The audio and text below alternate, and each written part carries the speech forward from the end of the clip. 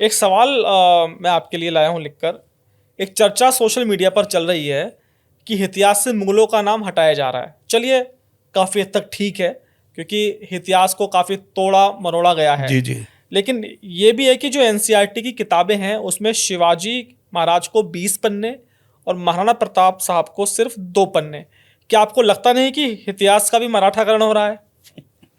पहली बात तो ये है कि एजुकेशन के 5 हमारे जो शिक्षा मंत्री रहे कांग्रेस के समय में, वो सारे मुसलमान रहे हैं। उठा के देख लीजिए।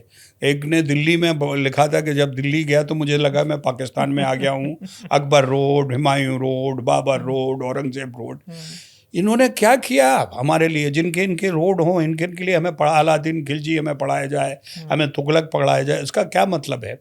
चलिए, अगर 2 पेज और 20 पेज का भी है, वो भी हम अंतराल और वो भी जो है डिफरेंस, वो हम कबूल करते हैं। लेकिन इनको क्यों हम कबूल करें? जिन्होंने केवल हमें शोषण किया, केवल हमारा हनन किया, केवल हमें इस स्थिति में ले आए, उनको लेके, उनको याद करके हर सड़क पे हम क्यों रहें?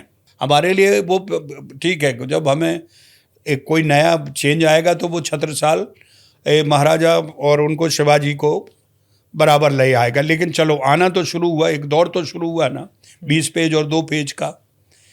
केवल वही अंतर है ना पेजेस का। मतलब भले ही इतिहास से मराठाकरण हो रहा है, उससे कोई दिक्कत नहीं है आपको? कहाँ कौन कर रहा है मराठाकरण साहब? यहाँ तो दोनों मराठे नहीं है, दोनों गुजराती हैं। और एजुकेशन मिनिस्टर भी मराठी नहीं है, वो असम से है। कौन कर रहा है? वो महाराष्ट्र में जरूर हो रहा होगा। लेकिन शिवाजी ने बहुत काम किया है। शिवाजी ने पूरे के पूरे इस आज़ादी की लड़ाई को एक दशा और दिशा नहीं दी थी। हम तो छत्रसाल को पढ़ा है, तो हम छत्रसाल बने ही शिवाजी की वजह से थे। वो शिवाजी की फौज में जा गए थे भर्ती होने, शिवाजी ने उनको मना किया। उन्होंने कहा तुम जाओ, तुम में कैपेबिलिटी है, तुम्हारा वहाँ पर राज होना चाहिए जहाँ के तुम हो, ना कि तुम यहाँ आके मेरे साथ मेरे सिपाही सलार बनो। तो शिवाजी बहुत दूरदर्शी थे, बहुत कुछ उन्होंने देखा। इसका मतलब ये नहीं कि महाराणा प्रताप नहीं थे, महाराणा प्रताप भी उतने ही थे। लेकिन अब जिन्होंने किया होगा उनको भी आज नहीं कल समझ में आ जाएगा, या आप जैसा कोई इतिहासकार नया खड़ा होगा तो वो 10-10 पेज कर देगा। अच्छा बुंदेला साहब, आप खजुराहो फिल्म फेस्टिवल जी के जरिए जो सिनेमा है उसको आप गांव तक ले जा रहे हैं, लेकिन आजकल एक नया चलन चला है फिल्मों के बायकॉट का, जिसमें आपके समर्थक तमाम लोग हैं और वो फिल्मों के खिलाफ नारे लगाते हैं। तो क्या फिल्मों को बायकॉट करने के नारे सही हैं? फिल्मों का बायकॉट होना चाहिए? बिल्कुल भी नहीं। सिनेमा समाज का आईना है।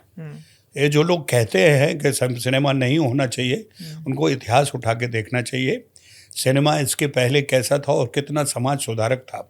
कितने अच्छे अच्छे फिल्म मेकर थे जिन्होंने समाज में, आप राज कपूर की फिल्में उठा के देख लीजिए, आप भी शांताराम की फिल्में उठा के देख लीजिए, आप के आसिफ साहब की उठा के देख लीजिए, महबूब साहब की फिल्में उठा के देख लीजिए। वो फिल्में जो समाज में एक नया डायरेक्शन लेके आई हैं, उनको आप बाइकआउट करेंगे। हाँ, जो बुरी चीज़ है आप देखिए मत, बाइकआउट क्यों करिए भाई? आपको किसने रोका है? आपको एक बंदूक थोड़ी आपके सर पर रख रहा है कि चलिए देखिए। नहीं, जो सिनेमा है, आमिर खान की फिल्म देखिए, फिर से तारे ज़मीन पर नहीं आई, गिर गई, फ्लॉप हो गई। तो बुरी फिल्में हैं, उनको आप फैसला मत करिए और आप बैकआउट मत करिए। किसी विश्वास पर, किसी की आस्था पर अगर चोट पहुंच रही है तो उसके लिए दूसरे रास्ते हैं, कोर्ट कचहरी है, उसके लिए आप दूसरे रास्ते इख्तियार करिए, ना कि सड़क पर उतर के आप अपना भी समय ख़राब कर रहे हैं, दूसरों को भी आप मिसगाइड कर रहे हैं, दूसरों के काम को भी रोक रहे हैं। और सिनेमा समझने की कोशिश करिए। सिनेमा पूरी दुनिया में इसी तरह हुआ है, कोई नया नहीं है कि हम लोग कोई नई चीज़ कर रहे हैं।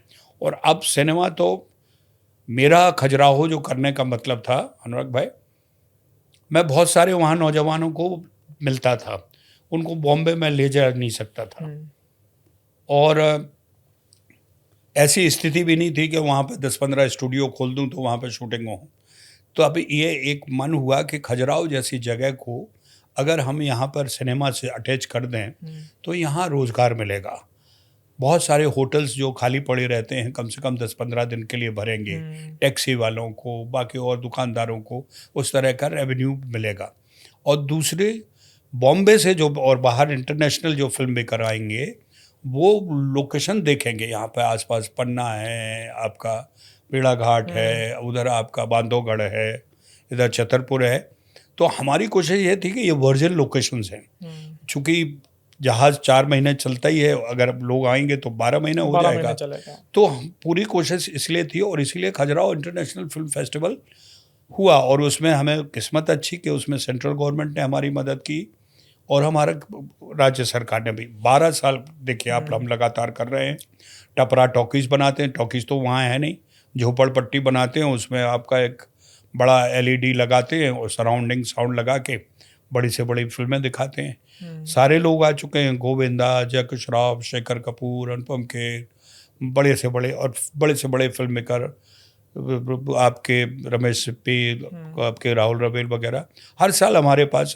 और हम मकसद यही है कि सिनेमा के प्रति लोगों की जागरूकता पैदा करना, और जो बच्चे बाहर जाके इधर उधर भटक रहे हैं, उनको यहाँ 10 दिन बाकायदा ट्रेनिंग करके उनको ये बताना कि सिनेमा बुरा नहीं है।